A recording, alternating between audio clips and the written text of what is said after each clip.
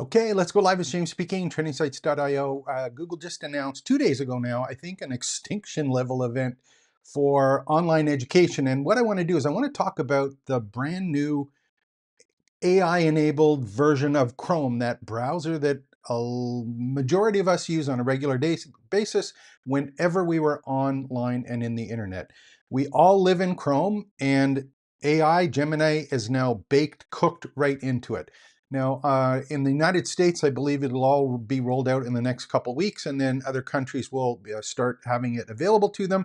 But I just want you to think about this for a second, because I really do think it is an extinction level event for the way that we've traditionally done stuff if we're selling courses or if we're teaching online or in the classroom for that matter. And I'm going to go over those things, and I'm going to show you what I think is the way that we can actually adapt to this change, which is going to happen anyway.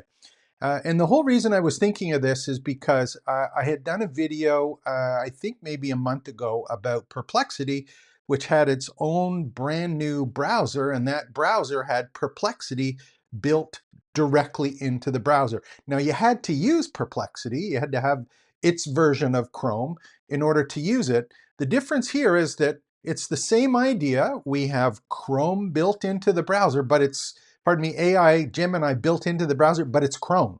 So it's not like going to install another piece of software. It's where we already live. And for the most part, many of us are using the Google Workspace, and we've already started to see this. And I'll give you a quick example here. Just opening up a document, for example, part of the research that I was doing for this, but in Google Workspace in the upper right-hand corner, you've probably seen this little button. And if we click Ask Gemini, a side panel opens up, and then we can work on the document using Gemini that's built into the workspace for Google. Now, this is the exact same thing that's going to be happening when you go into the Chrome browser. So in the top of the browser, you're going to see, I think they call it the Omni box, and I'm going to put the links. These are some of the announcements that just came out 2 days ago. You'll see in this Omni box, and let me see if there's a better example of it. I have their thing. It'll be kind of up at the top here, and they're going to have that same kind of Gemini one. And again, you'll be able to see in the links here about the announcement. The thing is, we now have Gemini and AI is in the browser. And I'm going to go over why I think this is really important. And in fact, I get a lot of feedback, or people talk to me about teachers or educators or people who are course creators, and they're often worried about, like, am I going to be replaced, or can people cheat, or are my students cheating? And in fact, I think everyone can cheat now. And that's part of the problem, is that it doesn't matter where we are now. If you are in the browser, you're online, which is 99.999% of the time. Even when you're using an application, you're using Chrome to actually access it. Chrome is on your phone right now. And usually, even if it's not, we've got the Gemini Live is an app that's there, which is Chrome, and we can actually interact multimodally. So we've been talking all about this stuff, but what does it really mean, and how does that affect us if everyone has it?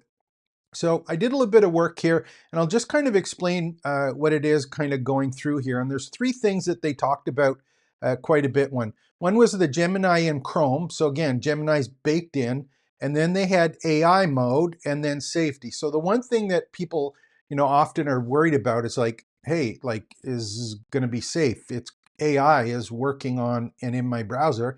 That's where I do my banking. That's where I do my messaging back and forth.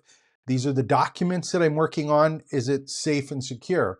Now, what they talked about is this has got the enterprise level security built into it and baked into it.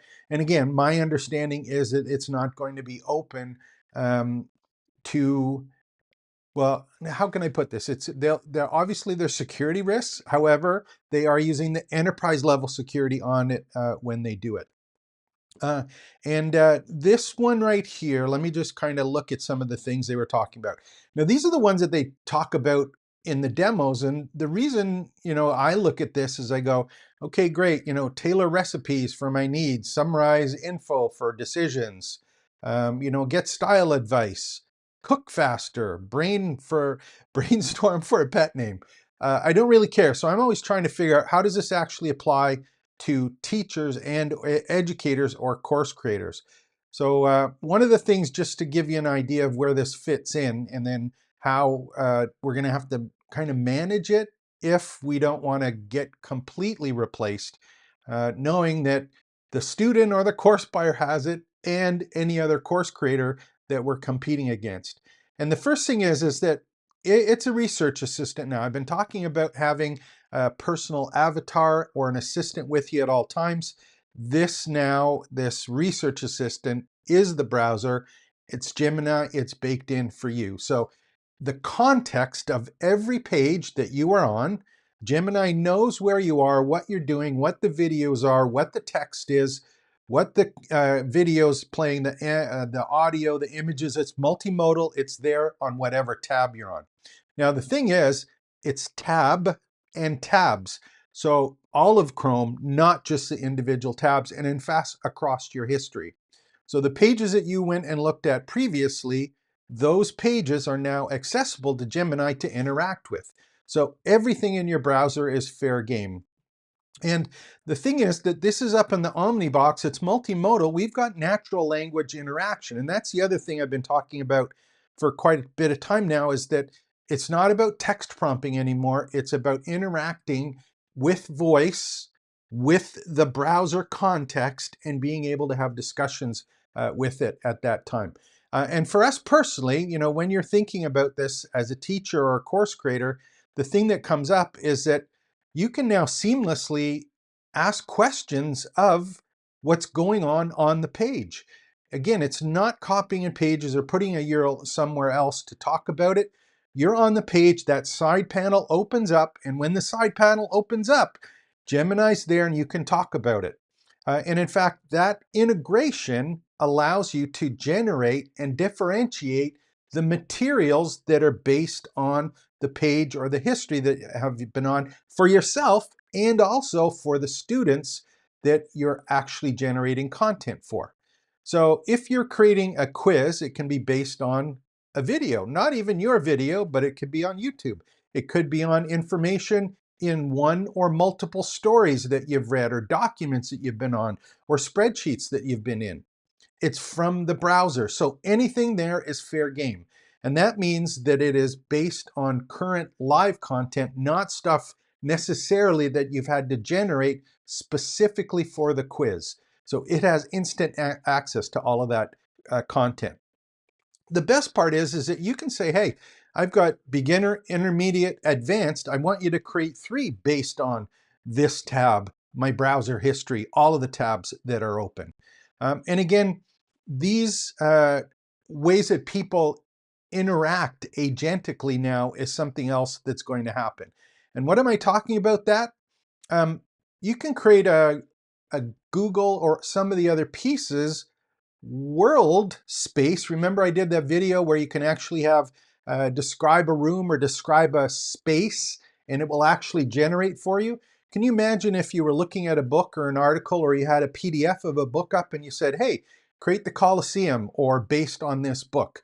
So again, you've done that right there, and it is generating things like VO2, VO3, all the images that you have, just by interacting with Gemini directly right within the browser. And that means anything like doing your grading and assignments, any of your external tasks are available. So again, this is just the workspace, but it's booking stuff in the calendars. It's about going and sending emails or messages. It's being able to see the assignments and the work that people have handed in, and being able to interact and grade stuff and know where is it in terms of their level of access. The best part is you can actually create learning paths for the people that you're giving pages to, or access to the content that you have on your browser, just by sharing it. You can design a curriculum that is based on the person that is actually taking the course. So you can give quizzes based on a page, and give one set of quiz to one person, another to another, based on maybe pages that they've been on, pages that they visit. Again, all accessible directly within the browser, with the ability to have it interactive on all modes. You notice I haven't said anything about putting a prompt in or prompt engineering. That's not necessary in this respect because many of the prompts that we ended up doing were often more about giving context about what was going on and explaining it in a way that made sense to people. So, and as much as that's really great for the teacher to be able to do that, there's a big problem here. And what's that problem? Well, the big problem is, let me just open this up for a second. The big problem is that um, the students that we have and the people that are actually doing this stuff, they have the exact same access on their browser as your browser. So if you are a student or a teacher or a course creator, we're on an even level now. Absolutely even. We have access to the exact same tools at the exact same time. So, there's a lot of people getting uptight about, cheating on exams. If you have a browser open, if now you've got Google Glasses or a Google Watch or a smartphone, it's all there. So, are you going to say to someone, no computers, only a pen and paper, no wristwatch, no glasses, no pendants, nothing on or near you? Is that a viable solution for moving forward? I don't think so. That personal on-demand assistant is there for you all the time. The questions when people are stuck, their availability of getting someone to answer those questions, you're not needed as the course creator necessarily or the teacher in that respect. And even if the course buyer buys something from you, they can look at what you've said and say, is that true? Do some research on it. What are other people saying about it? So you got to make sure that the content that you're creating, or at least presenting in what was a traditional course, is valid now. Because they can go and look at anyone's view of what it is that you're trying to do. So first of all, why would they even bother with your content if they can ask other people about it? And what's going to make you stand out and make you a little bit different? There's really not that much. So we've got the course creator, the customer buying the content of your course, the student and the teacher, all of them, every single one of them now is on an even playing field. So the real question comes here, and we got to kind of think of it, is we're in this kind of space now where um, I want to kind of think of it as this way. This is the end of homework. I don't think homework is valid anymore. In the traditional sense, it's like, take home assignments or something along those lines. Anything that requires information recall, summaries, any kind of formula, kind of application on something, that is in the browser. It's done, it's finished. This isn't just about finding answers anymore. You have to remember that this can synthesize, bring together multiple opinions or content and start putting them together and focusing on particular areas. So, that kind of output is now available to people. It isn't about recalling something. It isn't about making sure that you can regurgitate something that happened to be in a book that was in a lecture or a talking head kind of document, or a PDF or something that was provided to someone. And the value of the online course, whether that be a talking head and or a video tutorial, it's cratering. And this is a huge crisis. And this has even gotten worse now because people don't have to go outside of where they already are. That is absolutely done for them. And this new cheating tool, which is the browser, it's opening multiple tabs and comparing them. You can go and research different ones, whether it's deep research or just going to look and do a Google search and have multiple pages from multiple people put together. Write me 5 paragraphs looking at the arguments from these 3 sources, citing different resources that show up in a Google search. Be able to compare, analyze, synthesize, put together, expand on, provide case study examples, generate images, generate videos. All of it is there. And this is an instant way to plagiarize. Plagiarize directly or even plagiarize by putting it together as yourself. Does the synthesis have value? Yeah, you're absolutely putting different things together. You're not regurgitating something to provide it as a piece of homework. You're actually creating stuff now directly within the browser. And this is an on-demand test taker. If someone say, here are your test, and it's in a browser now, what are they going to do? We're stuck. We're absolutely stuck. Now, are they going to turn off Gemini in a browser? I don't think you can do that. In the class, you may have something so tight, but there's always a way around it. And it's going to be very difficult in the traditional educational sense, or even in the course purchasing, course education, corporate sense. Again, it's in a browser. So you can't ban the browser is what the real thing is. It's like fighting gravity. It's there. You can't get around it. You may jump up every once in a while, but you're always going to come down. And to be really naive about the fact that there aren't more people learning how to use all of these AI tools, you're absolutely crazy. It's getting better and easier each and every time. So, AI detection software, all of the stuff you were counting on before, I don't think that it's going to be able to keep up with it. So even if you find some kind of watermark in a report that was handed in from a browser, what are you going to do? Are you going to have to go and check every single thing that gets created? What's the actual purpose of that? So the real question is, what are we going to do from this? And I think we have two kind of approaches to it, but the important one is the one I've been trying to share over and over again. I really think that the assignment model is broken. That's no longer valid. And it really exposes the problem with how education is set up right now, especially if there's any kind of certification or quizzes or anything like that. So the new final exam is not an exam. It's not an assignment. It can't be fake. It has to be set up so that it isn't fakeable. And what is that about? It's about live performances. If someone is truly educated on something, they should be able to perform either a task and or process, application and process, and or a transformation that they should have learned as part of them having access to the content and all the material that was in the browser. So they're going to have to be able to do live performances of something. They're going to have to be able to do process-oriented projects that are multi-step projects to show that they can apply the framework and the recipe that has been put together. And they have to have real-world applications. It's not theory anymore. It's like, hey, this is what we're trying to do. Here's the start. Here's the end. How do we apply it? And show me in the project how you put that together. So this is really a challenge anymore. It's not, how do I stop my students from cheating? The question is, how do I teach a course where AI is irrelevant in proving mastery? And that is all about teaching how to use AI to apply the processes so that they can show a particular outcome. And I think there's two ways to do that, and that's what we're actually going to see in the future.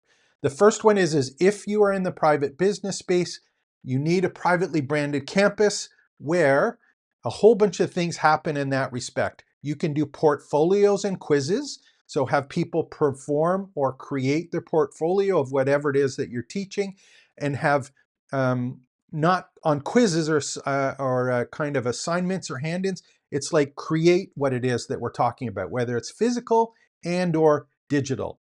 Have live challenges on a regular basis where that is within the community or outside of the community in small groups or cohorts. The other thing is that the campus is the curriculum. The amount of people that are in there sharing their expertise, what it is that they know, love, and do, that is the part that shows their involvement in there and their growth or learning path through that. And it's more about mentorship as verification, having someone keeping someone accountable and being involved with what it is that they're actually doing. And that is the privately branded campus that we do here at trainingsites.io. Now, the other one that I think we're going to see on the higher education one is this whole idea of the nouveau schools or the alpha style schools. And what these ones are about is AI in the morning for a couple hours, projects, applications for the rest of the day, with a guide or with a mentor with them.